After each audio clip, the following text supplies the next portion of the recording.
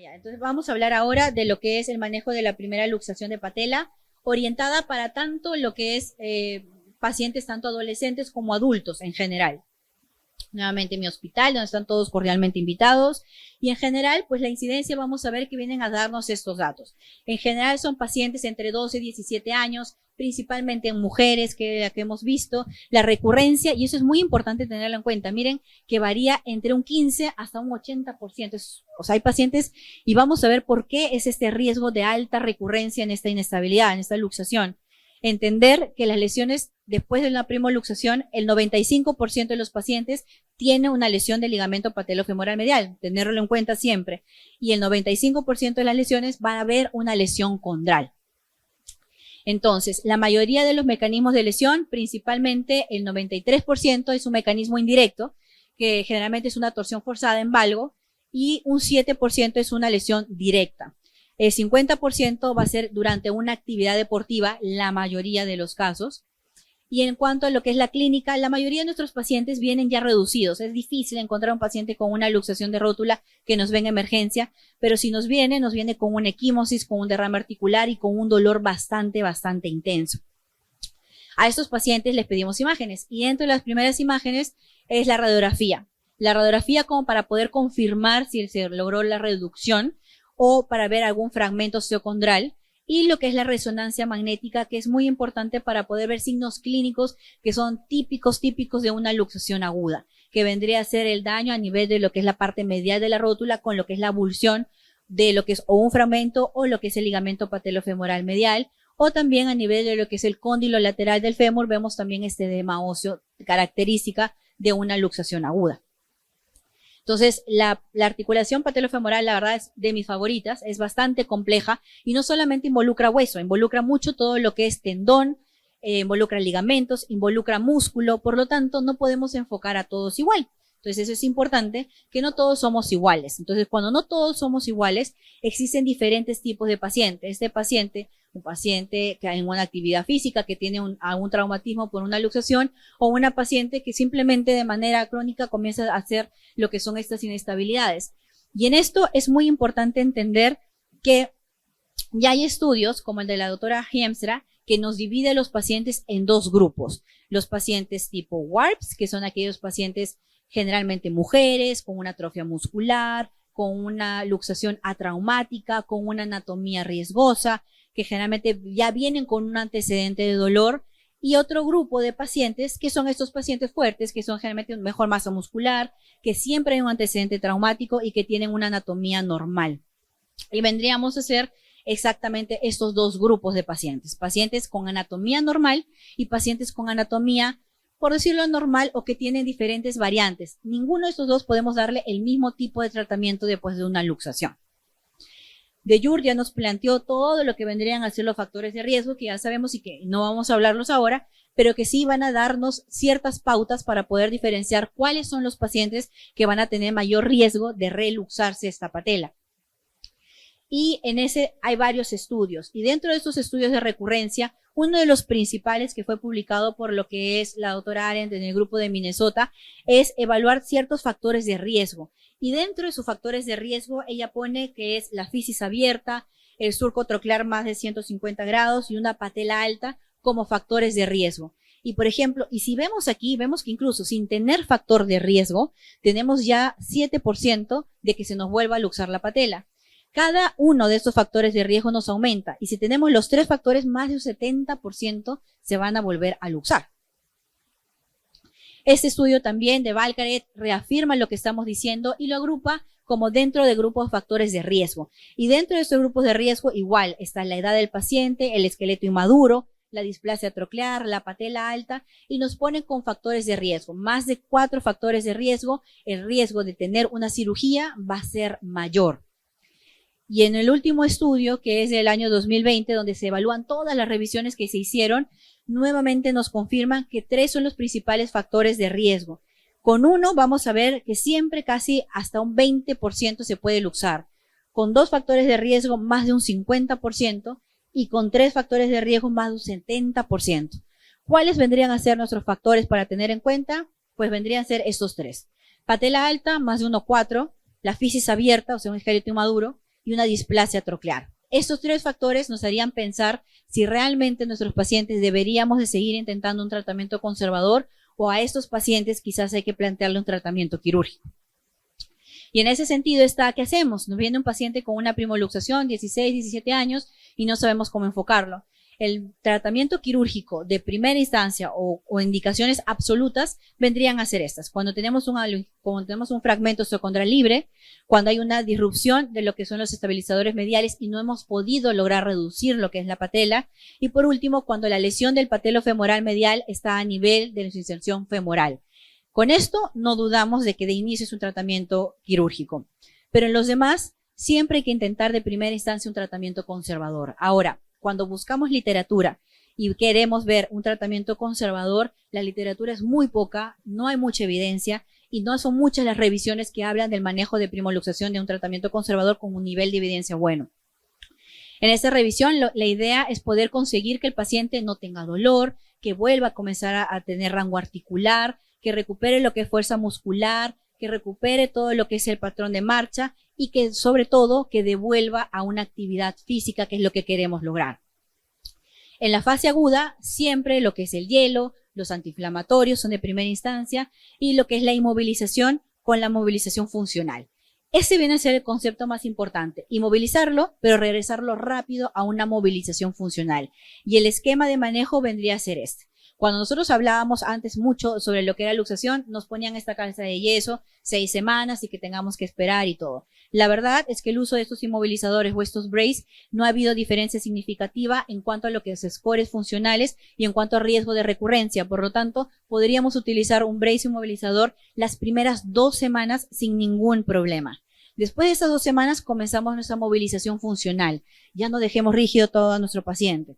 Después de estas 2 semanas hasta las 6 semanas vamos a pasar un brace más corto y ya comenzamos con el apoyo total con 2 muletas. Podemos tener la opción de los taping, el más descrito para inestabilidad es el McDowell. Sin embargo, si buscamos en la literatura tampoco es que sea tan relevante o que genere alguna diferencia significativa. Yo cambio al paciente con un brace patelofemoral entre la segunda y la 6ª semana, permitiendo lograr un rango de movimiento funcional ligero hasta donde pueda. Y esto a comparación de lo que es el brace o el yeso o la calza que poníamos, no existe diferencia significativa en lo que es riesgo de recurrencia y resultados funcionales. Por lo tanto, inmovilizar poco tiempo y comenzar la movilización precoz generalmente nos va a dar mejores resultados. A partir ya de la 4ª semana vamos a comenzar con todo lo que son trabajos de propiocepción, de reactivación muscular y de lo que es ya el retorno deportivo más o menos a las 12 semanas. Entonces tratamos de recuperar muy rápido a ese paciente para evitar lo que es la atrofia muscular. Pero, pues como a los mejores, a veces las cosas nos fallan.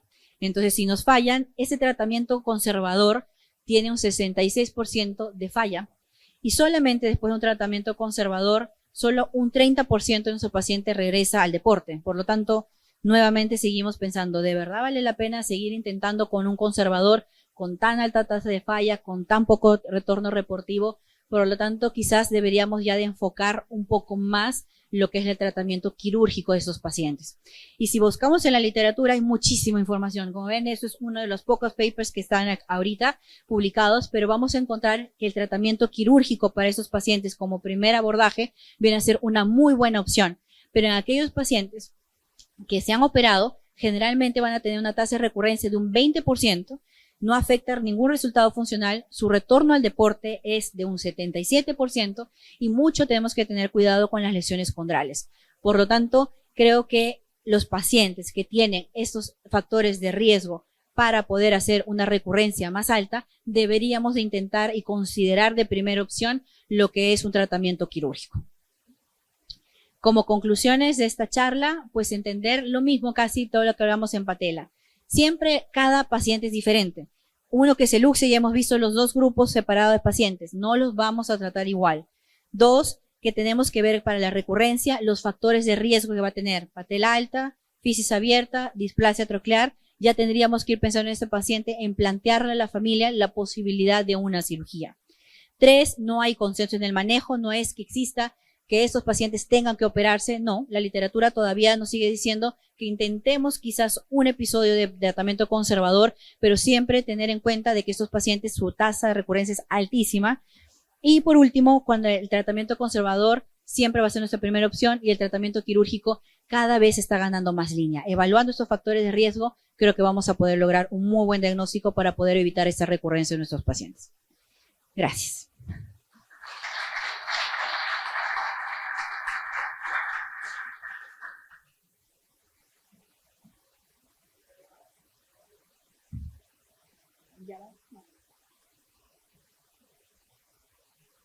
Ya se pasó. ¿Cómo retrocede? Ya está bien. Y bueno, ahora vamos a hablar un poco, ya pasamos de la primera luxación, ahora ese paciente lo vamos a operar. Entonces, dentro de lo que es la parte quirúrgica, yo les voy a describir ahora lo que es una técnica que estamos haciendo y lo que es reconstrucción del ligamento patelofemoral medial. Esto como solamente trabajo de partes blandas. Entonces, nuevamente, el síndrome patelofemoral, la inestabilidad viene a ser una parte chiquititita de todo lo que vamos a tener. Entonces, tener en cuenta nuevamente lo que son factores de riesgo. Eso nos los tenemos que aprender. Los que hacemos patela lo tenemos todos los días en la cabeza porque los factores de riesgo son fundamentales como para poder decidir qué manejo le vamos a dar a nuestro paciente. Aparte de estos factores de riesgo, ser mujer y un paciente pediátrico siempre tiene mucho más riesgo de manejar lo que es inestabilidad patelar. Nuevamente, ninguno somos iguales, manejemos los diferentes siempre, ambos grupos, y también entendamos que todo lo que es la parte de anatomía de patela no solamente está involucrada en la parte ósea. La parte ósea es una parte, estamos manejando la parte ligamentaria, la parte muscular y la parte tendinosa. Entonces, cuando vamos a hablar de lo que es inestabilidad patelofemoral, podemos manejar diferentes tipos de lesiones. ¿Qué hacemos? Liberaciones, hacemos osteotomías, hacemos solamente lo que es la reconstrucción del ligamento patelofemoral. Y en eso es que no aislemos las cosas. A veces hay escuelas que dicen solamente partes blandas, hay otros que solamente manejemos la deformidad ósea. Y eso tenemos que mantenerlo, que hay muchas indicaciones que tenemos que trabajar en conjunto para poder lograr un beneficio de nuestro paciente. Cuando hablamos de realineamientos proximales, que es lo que vamos a hablar ahora, tenemos que manejar que lo que son los tejidos blandos laterales van a ser los que van a estar contracturados y tensos y lo que son los mediales van a estar laxos, asociados a una debilidad ya crónica de lo que es nuestro cuádriceps. Entonces, cuando hablamos de lo que son técnicas quirúrgicas para lo que es manejar partes blandas o de realineamiento proximal, primero siempre es lo que habíamos hablado y creo que todos crecimos con esto, que es la liberación del retináculo lateral. Bastante discutible ahora, con una tasa de éxito entre un 14 a un 99%, o sea, bastante variable. Y eso es debido a que una liberación aislada en este momento, 2023, creo que no existe ninguna indicación. Generalmente la hacemos como tratamientos combinados para inestabilidad y ya no tratamos de liberar ambas capas del retináculo. Lo que hacemos ahora es un alargamiento del retináculo lateral que tiene una mejor evolución y que evita lo que es una inestabilidad medial, que es por lo que generalmente hacíamos estas liberaciones y se dejaron de hacer. Por lo tanto, avanzando lo que es el alargamiento del retináculo lateral como indicación aislada, podría ser solamente una hiperpresión patelar pura. Pero en el caso de inestabilidad, generalmente aislada sola, no. Siempre con un procedimiento adicional.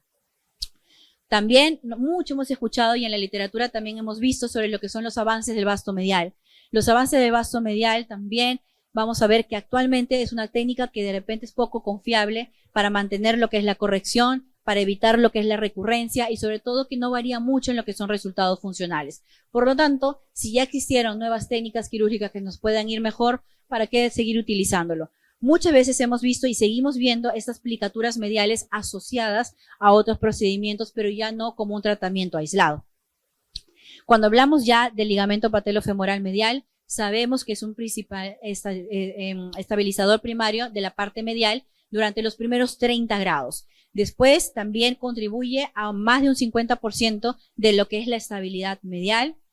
La mayoría, como ya les dije, después de una luxación, tiene una lesión del ligamento patelofemoral medial y es muy importante saber que este ligamento patelofemoral medial, su resistencia es de unos 200 newtons. Por lo tanto, cada vez que busquemos un injerto que vamos a utilizar, probablemente casi todos son mayor a 200. Entonces, todos nos van a funcionar bastante bien. Cuando hablamos un poco de lo que es la anatomía de este ligamento, siempre se describió como si fuera la forma de un abanico. Sin embargo, ahora sabemos que es la forma de un reloj de arena. tiene una longitud aproximadamente de unos 56 milímetros y también siempre se consideró que la parte de la rótula era solamente el tercio proximal, pero ya estudios anatómicos han visto que 2/3 están cubiertos por este ligamento patelofemoral medial, que casi son los 40% de todo lo que es la longitud de la patela medial. La inserción a nivel femoral no es un solo punto, sino se maneja entre lo que es el epicóndilo medial, el tubérculo del aductor y el tubérculo gastrocnemio. Por lo tanto, esta es como una zona segura que nosotros podemos manejar como para poder no tener ninguna complicación. La mayoría de complicaciones que se manejan en cuanto a lo que es la inserción femoral es cuando nuestro punto lo ubicamos muy proximal o muy distal, pero anterior y posterior tenemos un área segura que podamos jugar todavía. Nuevamente, en la inserción patelar es importante considerar que las fibras de este ligamento patelofemoral medial van a tener también en el vasto medial oblicuo. Y este vasto medial oblicuo es lo que nos da el concepto y también nos genera las nuevas técnicas quirúrgicas que estamos manejando con el tendón del cuádriceps, porque ya de ahí viene lo que es la inserción. Por lo tanto, podría ser una muy buena alternativa para lo que es el manejo.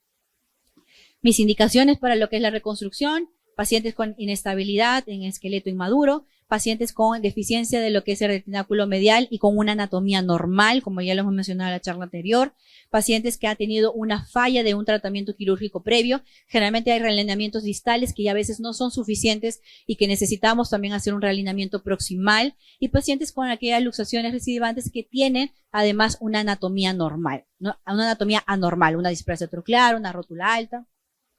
Y también es importante entender cuándo no se debe hacer. Y esto sí lo debemos de tener muy claro, porque a veces revisamos muchos pacientes que les han hecho una reconstrucción de patelofemoral medial solo por dolor y no por inestabilidad, o cuando tienen una artrosis muy avanzada. Entonces, estos pacientes está contraindicado hacer lo que es una reconstrucción de patelofemoral medial.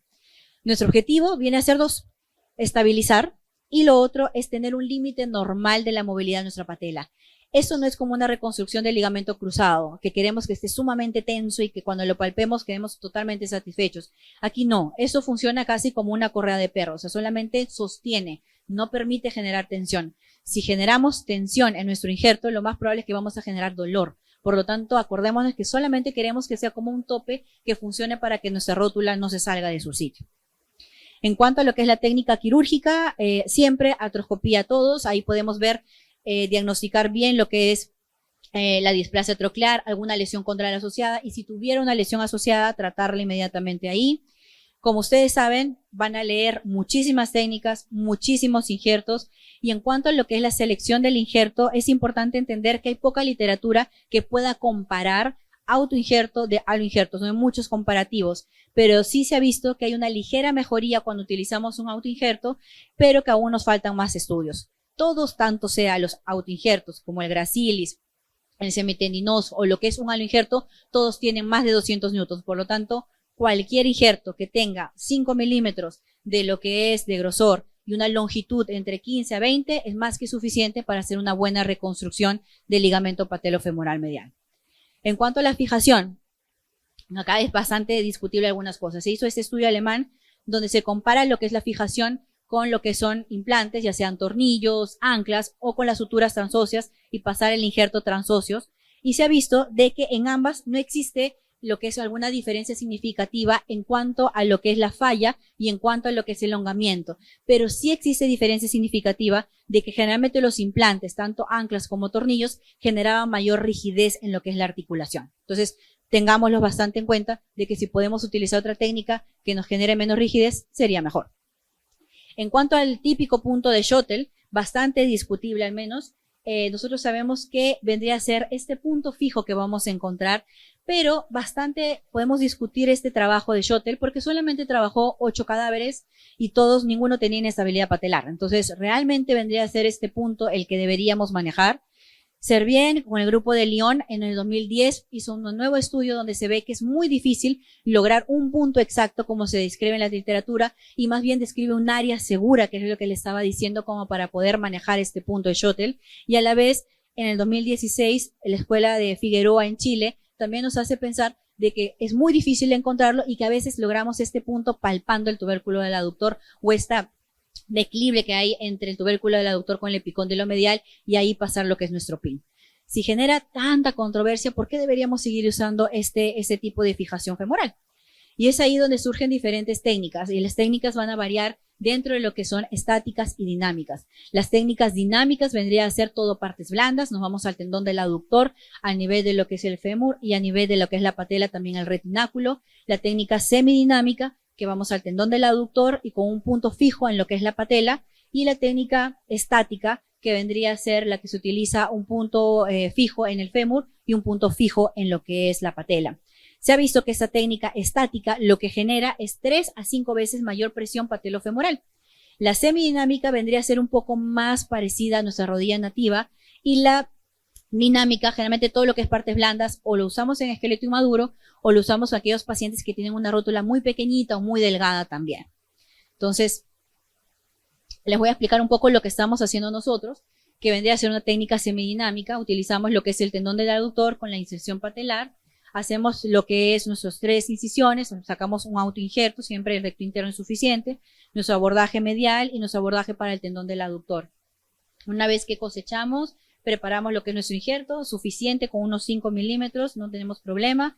Cuando vamos a lo que es la patela, hacemos una incisión más o menos que son 3 a 5 centímetros a nivel medial, liberamos bien lo que son las capas de la patela, siempre lograr la capa 2, que es la más importante, y nos vamos al tendón del aductor. Cuando palpamos el tubérculo del aductor, justo ahí está el tendón. Entonces es bastante sencillo poder agarrarlo con lo que es una pinza. Muchos a través de esto vamos a pasar lo que es nuestro injerto. Algunos en la literatura ponen un punto ahí como para poder prevenir eso de que pueda moverse el injerto. La verdad, cuando se comparan los estudios tampoco hay diferencia significativa, por lo tanto nosotros al menos no ponemos un punto ahí. La idea es poder lograr esto y de repente pasa mejor. Así.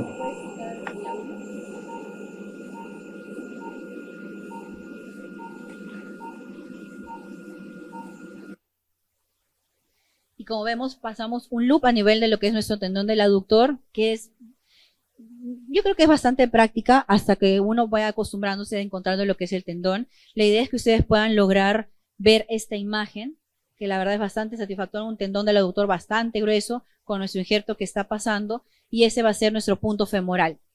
¿Ok? No tenemos que hacer ninguna perforación a nivel del fémur y nos genera bastantes resultados también. Igual aquí cuando hacemos lo que es el pasaje en esqueleto inmaduro, lo pasamos a través del retináculo y como ven, se traza 2 puntos y se pasa lo que es nuestro injerto también. Vamos a fijar sobre el mismo injerto con puntos de Vicryl para poder fijarlo y calcular la tensión que vamos a lograr. Entonces, aquí pasamos. Y una vez que pasamos, vamos a palpar la tensión que queremos dar. Por eso también me gusta mucho más ese tipo de técnicas donde nosotros no podemos ver cuando ya colocamos un ancla o un tornillo, ya queda la misma tensión. Con esto podemos nosotros valorar exactamente qué tensión queremos como para poder dar los puntos. Cuando es partes blandas nos queda así, no tenemos ningún problema con lo que es para el cierre, y generalmente también lo que es a 30 grados, que es donde fijamos también los puntos. Cuando hacemos en adultos, yo prefiero utilizar lo que son puentes óseos a nivel de lo que es la patela, y mi esquema generalmente es este, que vendría a ser la técnica de Fitian, que vendría a ser 2 túneles a nivel medial y sacarlos hacia anterior. Primero trazamos lo que es, ponemos con una broca 2-7, 3-5, 4-5 o 5, y pasamos hacia lo que es medio hacia anterior y pasamos nuestro injerto. Con esta técnica igual vamos a suturar sobre el mismo injerto, por lo tanto controlamos mejor lo que es el movimiento de nuestra patela. Más o menos el esquema vendría a ser así. En el nivel del tendón del aductor manejamos lo que es un loop nada más de nuestro injerto, y a nivel de lo que es la patela manejamos 2 puntos de medial hacia anterior, que vendría a ser más o menos en lo que es nuestro esquema final, con bastante buenos resultados hasta el momento. Estamos tratando de describir esta técnica a ver qué tal nos va. Este es un paciente que tenemos con una inestabilidad. Vemos que en la flexión, más de 30 grados, la rótula es totalmente estable. Por lo tanto, hacerle una reconstrucción de patelofemoral medial aislado fue la opción que nosotros hemos manejado, porque solamente se luxaba en extensión. Y cuando vamos a pasar lo que es la sutura, tratamos de lograr esto, ¿no? Estamos viendo anterior y medial lo que es el punto. A través de estos agujeros es donde vamos a pasar lo que es nuestro injerto, y ahí vamos a poder fijarlo.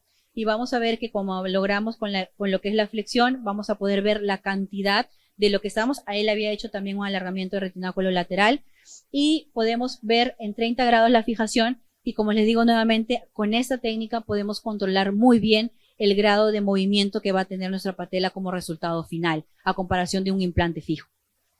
Como todo, tiene complicaciones, y las principales complicaciones de la reconstrucción del ligamento patelofemoral medial, pues viene a ser que continúe con dolor, que quede una rodilla rígida o que se vuelva a luxar lo que es la patela. Y si buscamos en la literatura por qué falla esto, vienen a ser por dos cosas importantes. Una que ya les mencioné todas las charlas, que es factores de riesgo. Si no identificamos bien los factores de riesgo en nuestro paciente, nos va a fallar la reconstrucción de patelofemoral medial. Y lo otro es cuando colocamos mal el túnel femoral. Entonces, si esa es una de las causas de falla, ¿por qué deberíamos de seguir utilizando un túnel femoral si con una parte anatómica podríamos manejarlo sin tanto riesgo de complicación? Para llevar a casa nuevamente, siempre factor de riesgo. La patela es multifactorial, nunca es una sola causa. Evitemos de hacer procedimientos tan complejos. A veces hacemos patelofemoral, osteotomía, liberación, todo. En la patela hay que ir con mucho cuidado para poder manejar mejor lo que es. Generalmente menos procedimientos, a veces los pacientes van mucho mejor. Todos los tratamientos pueden ser aislados, pero generalmente hay que tratar de hacerlos combinados de acuerdo a los factores de riesgo que estemos manejando. Y por último, como todo en inestabilidad, ya lo describió nuestra escuela en Lyon, de Jur, siempre todo es un menú a la carta. Cada paciente, tanto sea dolor, tanto sea inestabilidad, es totalmente diferente y debemos de ubicarlo de manera diferente. Muchas gracias.